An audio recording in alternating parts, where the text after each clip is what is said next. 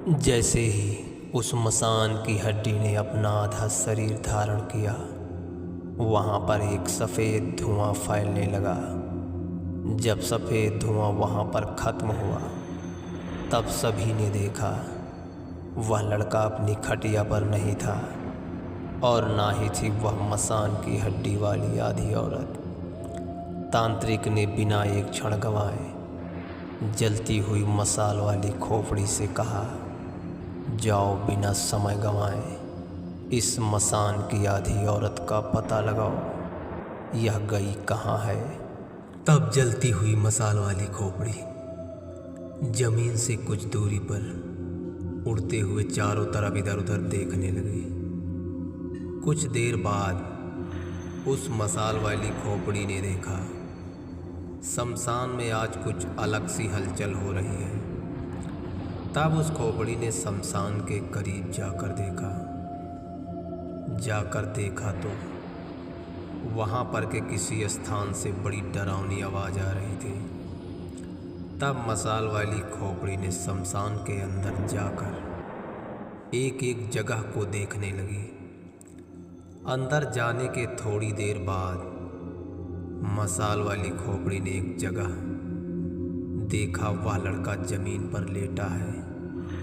लेकिन जब मसाल वाली खोपड़ी ने देखा उस शमशान की हड्डी को दो रूपों में, तो वह मसाल वाली खोपड़ी वहाँ से गायब होकर सीधा तांत्रिक के पास आ गई और जल्दी जल्दी तांत्रिक से कहने लगी, तांत्रिक बाबा, वह आधी औरत उस लड़के को लेकर शमशान में गई है, लेकिन वहाँ शमशान में वह आधी औरत अकेली नहीं है। उसी तरह की वहाँ शमशान में दो औरतें हैं और वह लड़का उन दोनों आधी औरतों के बीच में लेटा है। तांत्रिक बाबा, मुझे तो लगता है कोई बहुत बड़ी अनहोनी होने वाली है। तांत्रिक ने जब मसाल वाली खोपड़ी की बात सुनी, तब तांत्रिक का माथा ठनका। तांत्रिक ने अपनी झोली से एक हड्डी निकाली और मसाल वाली खोपड़ी से कहा, मुझे तुरंत शमशान ले चलो।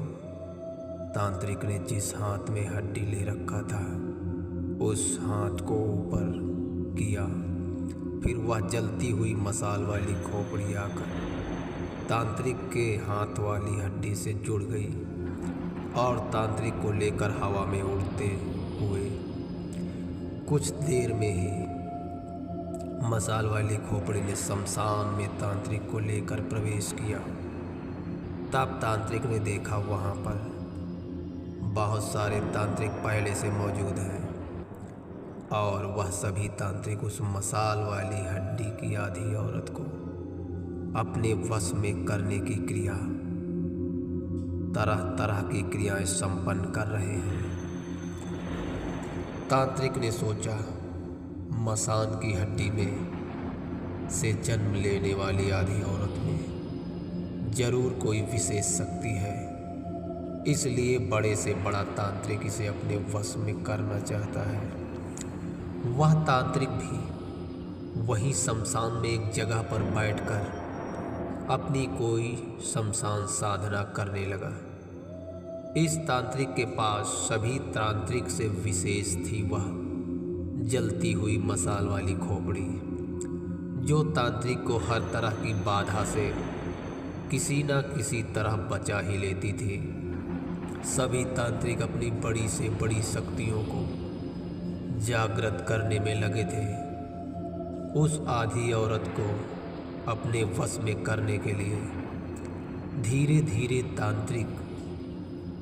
तांत्रिकों की मंत्र जप की संख्या इतनी अधिक हो गई थी कि पूरा शमशान कांपने लगा।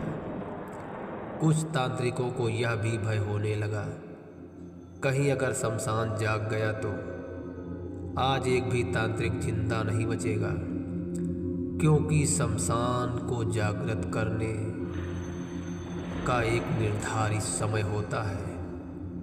अगर इस क्रिया को दूसरे दिनों में किया जाए तो मसान जाग उठता है, और अगर मसान किसी दूसरे क्रिया से जाग जाता है तो मौत से पहले मौत आ जाती है। जिन तांत्रिकों को यह बात समझ थी उन्हें ने तो अपना स्थान छोड़ दिया, लेकिन जिन्हें इस बात का पता नहीं था वह साधना में निरंतर आगे बढ़ रहे थे। इधर किशन ने कहा, पिताजी, किसी तरह हम अपने बेटे को नहीं बचा पाए। ऐसा लगता है जैसे पूरा जीवन ही खत्म हो गया हो। थोड़ी सी गलती के कारण जान भी चली गई और शरीर भी। तब भीखू बाबा ने कहा, जुगनी दादी, अब क्या कोई उपाय नहीं है कि मेरा बेटा वापस आ जाए? तब जुगनी दादी ने कहा, नहीं, मेरे पास तो कोई उपाय नहीं है, लेकिन अगर तुम्हारी अम्मा चाहें तो अभी भी तुम्हारे बेटे को बचा सकती है। तब बाबा ने कहा, वह कैसे? दादी ने कहा, चलो वहीं चलकर देखा जाए वहाँ की स्थिति कैसी है, फिर आगे की बात बताती हूँ। अम्मा को चलने में काफ़ी दिक्कत थी, फिर भी उन्होंने चलने की हिम्मत दिखाई और जाकर शमशान से कुछ दूरी पर रुक गई। वहाँ से बिल्कुल साफ शमशान दिखाई दे रहा था। किशन ने जब देखा अपने बेटे को शमशान में लेटे हुए तो वह उसकी तरफ भागने लगा। तब जुगनी दादी ने कहा, किशन बेटा, वहाँ पर जाने की गलती मत कर देना। शमशान की स्थिति बड़ी नाजुक हो गई है, वहाँ पर किसी समय कुछ भी हो सकता है। बाबा ने दौड़कर किशन को पकड़ा और वापस आकर एक जगह बैठने को कहा।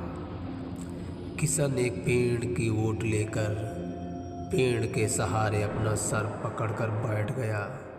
अब किशन को अपने बेटे के बचने की उम्मीद नहीं लग रही थी। सब लोग शांत अपनी अपनी जगह पर खड़े थे। तब अम्मा ने धीरे से कहा, आखिर हम लोग यहाँ क्या करने आए हैं? तब जुगनी दादी ने कहा, यहाँ हम कुछ करने नहीं आए हैं और हम कुछ कर भी नहीं सकते। अगर आप चाहें तो कुछ कर सकती हैं। तब अम्मा ने कहा, अब मैं भला क्या कर सकती हूँ? मेरे तो हाथ पैर भी नहीं चलते। तब जुगनी दादी ने कहा, अगर हाथ पैरों की ज़रूरत होती तो हम सब जाकर उस लड़के को वहाँ से उठा लाते।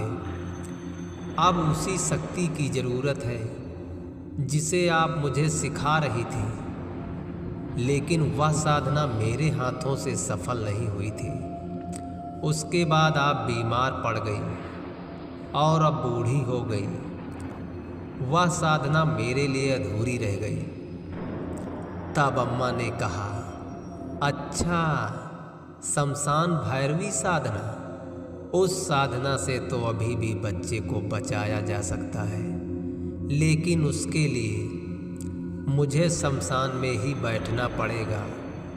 अब मेरी वहाँ तक चलने की हिम्मत नहीं है और तुम लोग मुझे वहाँ लेकर चलोगे तो तुम्हें भी खतरा हो सकता है। तब भीखू बाबा ने कहा, अम्मा, मुझे कुछ हो जाए तो हो जाए, आप चलो, मैं आपको वहाँ तक छोड़ कर आता हूँ। अम्मा भीखू बाबा के साथ शमशान गईं। फिर अम्मा ने भीखू बाबा को एक मंत्र बताया और उसको पढ़ते हुए वापस जाने को कहा। जब भीखू बाबा उस मंत्र को पढ़ने लगे तब अम्मा ने कहा, मेरी बात ध्यान से सुनो। जब तक शमशान की सरहद से बाहर ना चले जाना, तब तक इस मंत्र को पढ़ना ना बंद करना और ना ही पीछे मुड़कर देखना। और बेटा, मेरे पैर छूकर आखिरी बार मेरा आशीर्वाद और ले लो। शायद दोबारा अब मैं तुमसे ना मिलूं। अम्मा की बात सुनकर भीखू बाबा की आंखों में आंसू आ गए। लेकिन मंत्र पढ़ रहे थे, कुछ बोल भी नहीं सकते थे। भीखू बाबा मंत्र पढ़ते हुए चलकर जुगनी दादी के पास आ गए और फूट फूट कर रोने लगे। जुगनी दादी तो पहले से जानती थी शायद ऐसा हो सकता है, फिर भी जुगनी दादी ने कहा, शायद अम्मा वापस आ जाए। तुम इतना परेशान क्यों होते हो? अम्मा को कोई शक्ति हानि नहीं पहुंचा सकती, लेकिन तूफान के वेग और जल के बहाव से शायद अम्मा वह बाहर ना निकल पाए, क्योंकि जितना भय और डर होता है मसान के जागने से, उससे कहीं ज़्यादा अधिक डर और भय होता है शमशान भैरवी की उपस्थिति में होने से। अगर किसी तरह करके तुम अपने बेटे को शमशान से बाहर भी ले आओगे, फिर भी तुम्हारा बेटा ठीक नहीं होगा, क्योंकि उस मसान की हड्डी वाली आधी औरत की जान तुम्हारे बेटे में अटकी है।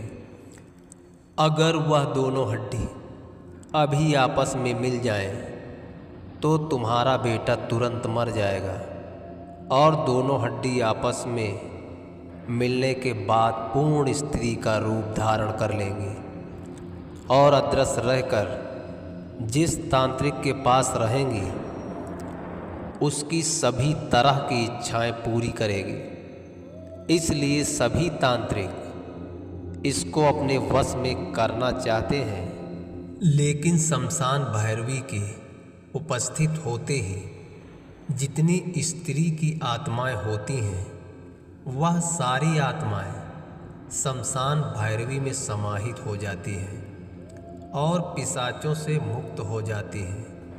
इसलिए शमशान भैरवी का कोई रूप नहीं होता, वह कहीं भी कोई भी रूप धारण कर सकती है। शमशान भैरवी एक आवेगम शक्ति है जिस पर किसी अस्त्र से आघात नहीं पहुंचाया जा सकता।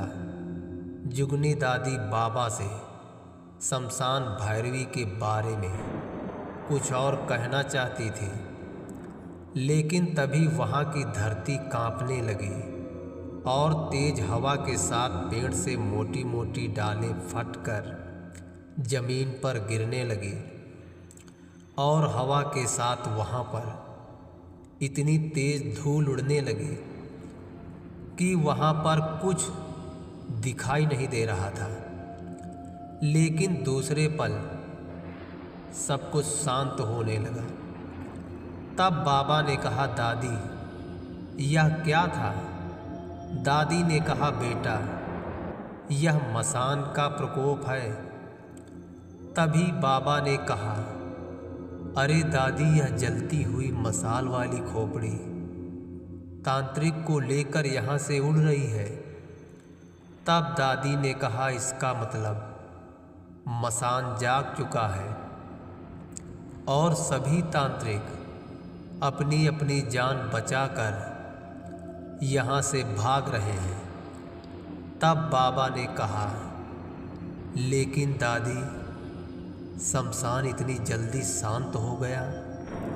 तब जुगनी दादी ने कहा, शमशान जल्दी शांत हो गया है, इसका मतलब यह है कि शमशान भैरवी के आने का संकेत हो चुका है और अम्मा अपनी साधना में सफल हो रही है। तभी वहाँ पर हल्की हल्की गर्मी बढ़ने लगी और पेड़ों से पंछी उड़कर जाने लगे। वहाँ का मौसम एकदम शांत हो गया। शमशान के ऊपर का आसमान एकदम भूरा हो गया। शमशान से कुछ दूरी पर बैठकर जुगनी दादी, बाबा और किशन यह सब देख रहे थे। अब शमशान में एक भी तांत्रिक नहीं था। वहाँ पर अम्मा और वह दोनों आधी औरत, जमीन पर पड़ा हुआ किशन का लड़का। तभी धीरे धीरे किशन के लड़के का शरीर जमीन से उठने लगा और उठते उठते भूरे बादल तक पहुंच गया। तेज हवा चलने लगी। जुगनी दादी, बाबा और किशन को एक जगह पर खड़े हो पाना मुश्किल हो रहा था। तभी भूरे बादलों से तेज बिजली कड़की। उसके बाद वहां पर सब शांत हो गया। जुगनी दादी ने कहा, चलो चलकर देखा जाए शमशान में क्या हुआ है। जब तीनों लोग शमशान में गए तब वहां पर देखा चारों तरफ पानी ही पानी है और शमशान कहीं ऊंचा तो कहीं खाली हो गया है। फिर कुछ देर में किशन ने देखा अपने बेटे को। तब सब उसके पास गए और उसे उठाया तो वह उठकर बैठ गया, लेकिन वह अपने आप को बहुत कमज़ोर महसूस कर रहा था। अब वहाँ पर सब ठीक था, लेकिन बाबा ने अपनी माँ को खो दिया था। उसी के गम में कुछ दिनों के बाद बाबा का भी देहांत हो गया।